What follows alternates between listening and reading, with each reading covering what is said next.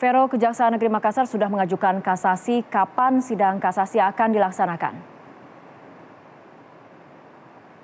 Ya, baik Rara dan juga pemirsa, memang dari kasus ini untuk selanjutnya agenda yang dilakukan yaitu pengajuan kasasi oleh jaksa penuntut umum. Dari pihak jaksa penuntut umum sudah mengajukan kasasi, namun dari tanggapan Kasipenkum, Kejati Sulsel menanggapi bahwa hingga saat ini mereka masih menunggu salinan untuk dibuat memori kasasi yang nantinya akan diajukan Pengadilan Negeri ke Mahkamah Agung. Berikut sedikit pernyataan dari Kepala Seksi Penerangan Hukum Kejati Sulsel, Salahuddin.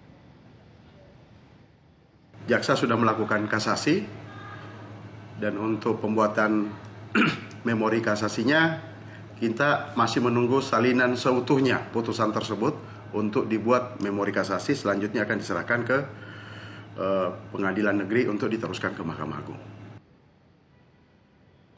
Ya, dari kasasi yang ditempuh oleh jaksa penuntut umum tentunya diharapkan baik dari sejumlah pihak bahwa Mahkamah Agung benar-benar memutus perkara sesuai dengan yang seharusnya, mengingat bahwa sejak kasus ini bergulir dan vonis sudah dijatuhkan kepada terdakwa, para penggiat anti narkoba dan juga sejumlah pihak lainnya merasa tidak puas atas vonis tersebut, khususnya bagi terdakwa Samsul Rizal ataupun juga alias Kijang. Dan hingga saat ini berdasarkan informasi bahwa terdakwa masih menjalani penahanan di Rutan Kelas 1 Makassar. Rara. Ya, Vero, lalu bagaimana tanggapan dari polisi terkait vonis bebas ini? Ya, memang vonis yang dijatuhkan kepada Samsul Rizal ataupun juga Kijang ini memang lalu menuai polemik dan sejumlah pihak sudah berkomentar termasuk juga dari pihak kepolisian karena memang banyak hal yang kemudian akhirnya dikonfirmasi kepada pihak kepolisian setempat, dalam hal ini Polda Sulsel. Saya sudah bersama dengan Kabid Humas Polda Sulsel, Kombes Pol Diki Sondani. Selamat petang Pak Diki. Pak Diki, kita langsung saja ini menanggapi sejumlah statement atau juga pernyataan yang beredar bahwa ada sejumlah barang bukti yang memang kurang, yang katanya sebanyak 3,5 kilogram sabu, tapi kemudian yang diterima hanya sekitar 2,5 kilo, Pak. Artinya ada hampir 1 kilo yang dinyatakan raib begitu, Pak. Bagaimana tanggapan pihak kepolisian, Pak, terkait hal ini?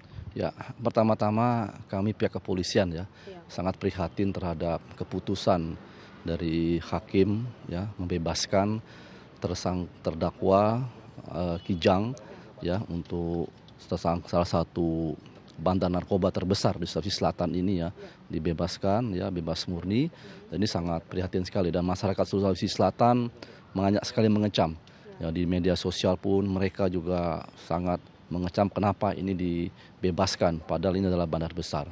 Jadi seperti yang ditanyakan oleh Mbak tadi bahwa memang barang bukti yang kita dapatkan ini adalah tahun 2016. Itu ada suatu kasus di Pinrang, di salah satu kabupaten di Sulawesi Selatan ini, kita menangkap 4 tersangka.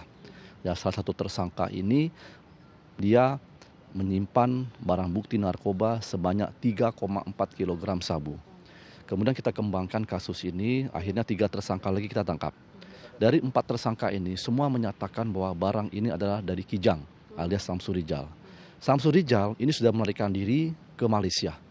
Melarikan diri ke Malaysia, kemudian tahun 2016 bulan April itu 4 orang ini yang mengalami proses peradilan dan dihukum 13 sampai 18 tahun penjara. Mereka semua sudah di penjara. Lantas kenapa, Pak, pada saat sidang Kijang ini sendiri ada hampir 1 kilo barang bukti yang ternyata tidak terdaftar begitu, Pak? Jadi begini, Mbak kami simpulkan begini, bahwa suatu kasus apabila telah kita serahkan ke pihak kejaksaan, maka tersangka dan barang bukti itu semuanya kita serahkan ke pihak kejaksaan. Artinya yang sudah diserahkan 3,4 ya, Pak ya? 3,4 kilogram itu kita serahkan semua. Jaksa sudah menyatakan P21. Berarti seluruh barang bukti tersangka ini kita serahkan ke pihak kejaksaan karena kejaksaan akan digunakan untuk sidang pengadilan berikutnya. Baik. Pak, selain kemudian barang bukti, ada juga seperti misalnya sejumlah saksi. Ada sejumlah saksi khususnya dari pihak kepolisian yang sudah sampai 3 kali pemanggilan untuk datang, tapi tidak datang sama sekali untuk menghadiri sidang. Nah, sejauh ini apakah kemudian ada tanggapan ataupun juga dari pihak Polda sempat menyelidiki terkait hal ini, siapakah mereka atau akankah kemudian diberikan sanksi? Dan termasuk juga ada sejumlah saksi yang ternyata akhirnya mencabut kesaksian mereka, Pak. Ya, jadi begini, kalau ada saksi yang dipanggil oleh pihak pengadilan, terutama kepolisian ya, dia tidak mau datang, tolong hakim memberitahu kami. Ya. Sejauh ini tidak pernah Tidak ada, Pak. Tidak ada memberitahu kami. Kami kan ada atasan. Kalau anggota tersebut adalah anggota Polres, atasannya adalah Kapolres. Kalau nanti anggota Polda, mungkin atasannya direktur. Ya, kami diberikan surat bahwa anggota kepolisian dipanggil untuk mengikuti sidang selama beberapa kali tidak akan hadir. Akan kami hadirkan mereka. Lantas berdasarkan fakta ini, Pak, apakah kemudian sejumlah saksi yang tidak hadir itu akan diberikan sanksi, Pak? Ya, kami akan lakukan pemeriksaan nanti ya terhadap anggota kepolisian yang tidak akan hadir pada saat sidang pengadilan ini. Nah, oleh karena itu hakim apabila menemukan anggota Polri yang tidak mau hadir di sidang pengadilan, tolong kami diberitahu ya. Nah, kemudian ya pernyataan ada saksi yang mencabut ya pernyataan ya. Itu silakan saja. Ya, itu kalau di sidang pengadilan orang bebas mau bicara apa. Tapi harus ingat loh ya bahwa dia telah melakukan pernyataan di dalam berita acara pemeriksaan. Ya, di BAP itu ya semua diperiksa, itu ditanya dulu Mbak. Apakah kamu dalam keadaan sehat jasmani dan rohani? Ya, apakah kamu akan memberikan keterangan yang sebenar-benarnya? Apakah kamu merasa dipaksa dalam memberikan keterangan? Semua menyatakan tidak.